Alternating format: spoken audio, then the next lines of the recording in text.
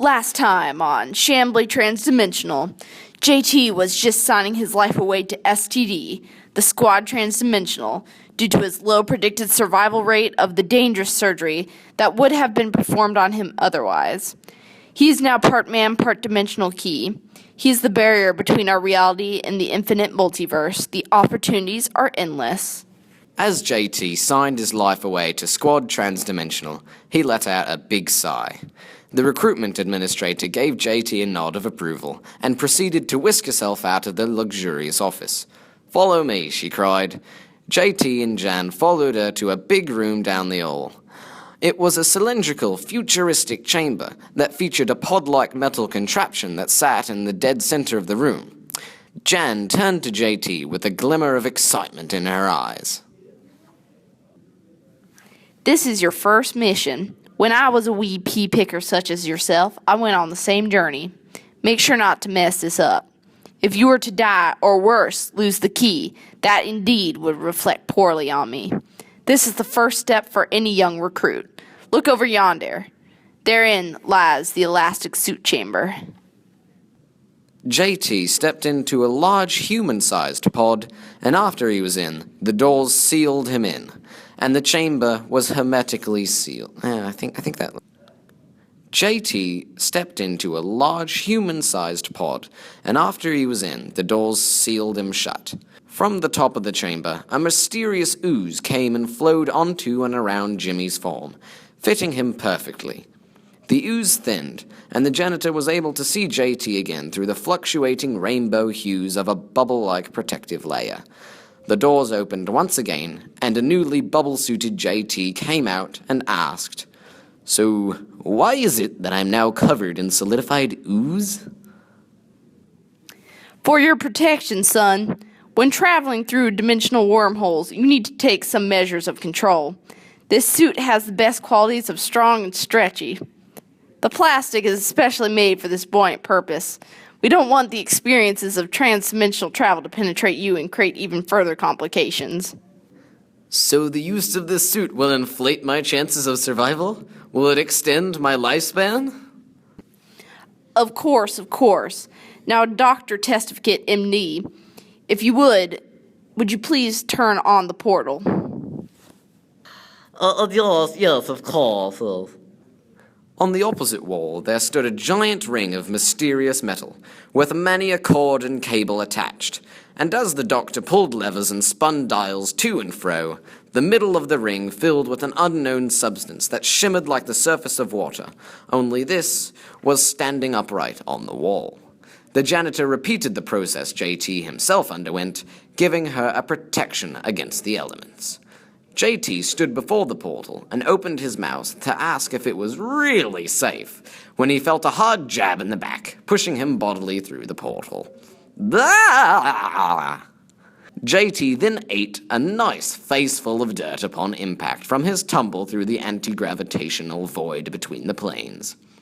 He looked up to assess his surroundings and noticed Jan stepping gracefully out of thin air right next to him, as she often does.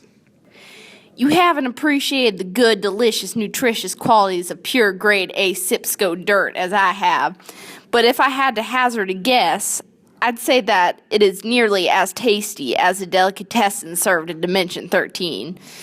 In that dimension lies the best clay sorbet that I have ever tasted.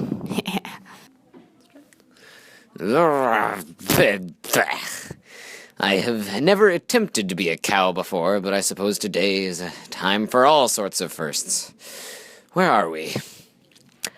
That I don't exactly know. This is my favorite part, though. The exploration. Braving the unknown. You never know what or who you'll find on a mission. The portal surrounding STD headquarters will send the user to any portal it sees is unsealed, and seeing that is most of the dimensions, will get more than thousands of choices. Great. Slowly, he got up from the moist ground and wiped his hands on his pants. Out of nowhere, a tall, mysterious figure ran from the woods and stared at both of the companions indignantly. Cease and desist, intruders. How dare thee walk upon the sacred grounds of the ultra-secluded secret Shambly Dojo? You disturb the inner swag of nature with your uncouth presence. I must demand that you accompany me to the great tribunal to determine your fate. Though I fear that true swag is not with you today. Follow I, the great Coakley. As the great Coakley walked away, the janitor and JT exchanged a subtle look and followed the tall man dressed in a white karate gi. As they walked, it became clear this wasn't the same Chambly he was used to.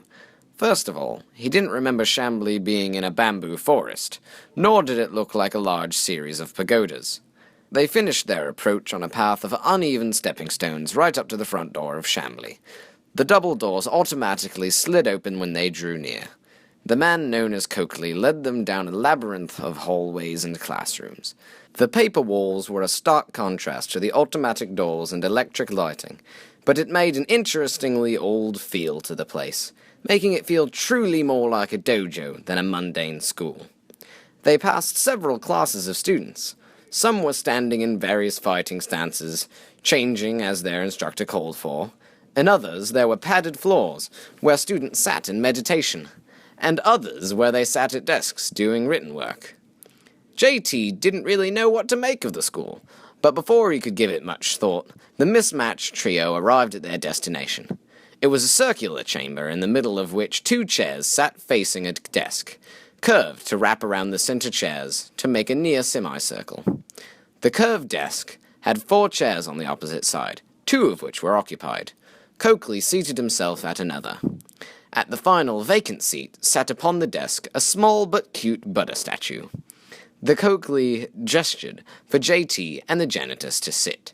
However, while seating themselves, the janitor whispered to JT, We're in luck. That statue over there is what we're looking for. Great, and how are we supposed to get it, do you suggest? I'll think of something. Intruders, let me introduce you to 2 of Chambly's finest dojo masters. Kickboxing master Davenport and nap master Elijah Newsom. Before JT could make a reply to this, one of the men seated at the table spoke. Let's get this started, shall we? Now, Swagmaster Vincent, why have you gathered us here before these 2? Indeed, I was in the middle of my lunch break, which is right after my cornbread muffin break, which is then preceded by my celery break, which of course is in the cellar. Then my AP napping class, so I should hope this is... I assure you, my esteemed colleagues and dojo masters of Chambly, this is of the utmost importance. When on my nude wonderings of the meaning of swag, I came across these 2 in the woods. According to the ancient texts of Guck Norris, we must pass judgment upon these 2, lest our secrets be released into the world. So, we are accusing them to be spies. Oh, if they're spies, I can pry all of their secrets out with my, methods. I already have the, comfy sofa ready. And believe me, no one can resist the comfy sofa. Oh dear, I doubt such drastic means of persuasion will be required. So, let's be about questioning the accused, shall we? Now, you 2, why were you out in the woods near our secret dojo? We got lost, you see. Taking a walk? This far up the mountain? Well, we thought it was some other secret dojo. And the keep out secret dojo signs we put up didn't stop you. You know, all these nondescript stone paths really all do... look the same. So, you sure you were just out there for a walk? Yup. You're sure that you're sure? Yup. Well then, it's settled. You aren't spies. We still can't let you go, however. My colleagues and I will have to converse privately about what to do with you now. The 3 retreated to a corner of the rectangular room, where they talked in low tones and frequently glanced their way. This brief pause allowed JT and the janitor to resume their own hushed conversation. So, any brilliant plans for getting that dimensional key? Yup. We wait until nightfall. then I will single-handedly overpower any guards that have been posted to us. Then I will make a daring rescue and save you from whatever torture they put you through. After that, we fight our way into this room again and take the dimensional key and then run I'm seeing a dismally low success rate for that. Oh, cheer up. It's your first mission. At least my plan would make an interesting story. Think of it. The escape, the chase, the excitement. What more could you ask on a mission like this? You know, I could ask for a milkshake. Would that be too much? Yup. Out of all the dimensions I've ever been to, only 3 have had cow species. One of them is carnivorous and regularly feeds on human flesh. I'll have to take your word for it. Well, anyways, it looks like they're done. Behold, your fate has been sealed. We decided that you know too much. Now, being the humane people we are, we've only decided not to imprison you for the rest of our lives, so we decided to enroll you as students. Now, you need to pick a house to join. I'm the head of the House of Sleep, where Vincent Coakley here is the Swag Master, leader of the Order of Swag, located in the Halls of Swag, mascotted by Swagzilla. So there's 3 of you here, but what's with the 4th chair and that statue? That used to be the seat of our Uber headmaster, Guck Norris, who presided over the whole dojo until his untimely demise. We are undergoing trials and tests to find the best candidate to fill his vacant position. The candidate must be a true master of all 3 principal houses. That statue is the symbol of Guck's 3 favorite things: overall swagger, kickboxing, and taking a nap after lunch every single day. So whoever's in his position gets the thing. Yup. So I'm to be initiated into the dojo as a member. Yes, again. Well then, I volunteer to become the new Uber Dojo Meister.